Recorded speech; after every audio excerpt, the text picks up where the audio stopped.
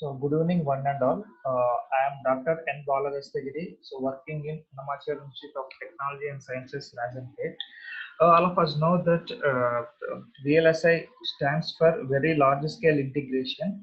So VLSI is the process of creating an integrated circuit by combining thousands of transistors into a single chip.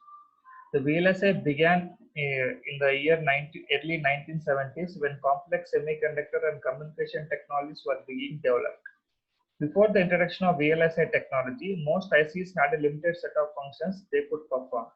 An electronic circuit might consist of a CPU, RAM, ROM, and other logic. So VLSI lets IC designers add all these into one chip. The electronics industry has achieved a phenomenal growth over the last few decades, mainly due to the rapid advances in large-scale integration technologies and the system design applications. With the advent of VLSI designs, the number of applications in the integrated circuits are increasing in high-performance computing, telecommunications, image and video processing, and consumer electronics. The current cutting-edge technologies such as high-resolution and low bitrate video and cellular communications provide the users a marvelous amount of applications, processing power, and portability. So this trend is expected to go rapidly with very important implications on VLSI design and system design. So with these applications, so the VLSI will be a very important thing in the future also. So in order to serve the student community, so myself and Mr. G. Sudha Kiran, so we wanted to teach the students the VLSI what we know. So this course, that is the introduction to VLSI technology, will be done in 8 modules. So first let us see the course description. So in the course description, this course introduces the fundamental concepts of CMOS VLSI circuit design, and next, so the CMOS characteristics and will be studied, and the CMOS fabrication techniques, what are the steps involved in CMOS fabrications will be studied.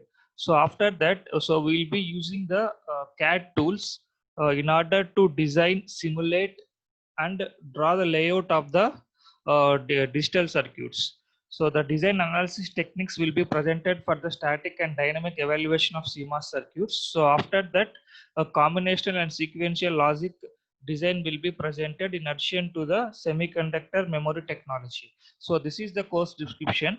So coming to the course outline, so this course will be done in 8 weeks. So that is in 8 modules. So in each week we will discuss about each module. So in the module 1, so we will be discussing regarding the introduction to VLSI and design techniques.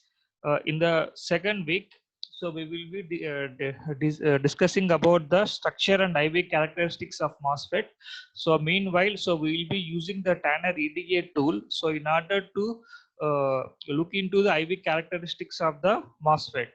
So in the week 3, so we will be studying about how to write the SPICE code, then simulate the SPICE code by using the T-SPICE in Tanner EDA. In the week 4, that is in the module 4, so we will be discussing about the steps that are present in the CMOS fabrication process.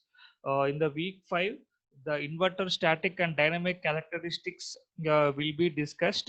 In the week 6, CMOS combinational logic will be discussed. In the week 7, CMOS sequential logic will be discussed. So by using this combinational logic and sequential logic using CMOS, so different circuits will be designed, and the working of these circuits will be tested by using the Tanner EDA. In the week 8, so we will be discussing about the CMOS memory. So how to construct RAM, ROM, and other CMOS memories using the Tanner EDA with the help of CMOS technology. So this will be discussing in the 8 weeks. So it is the course outline.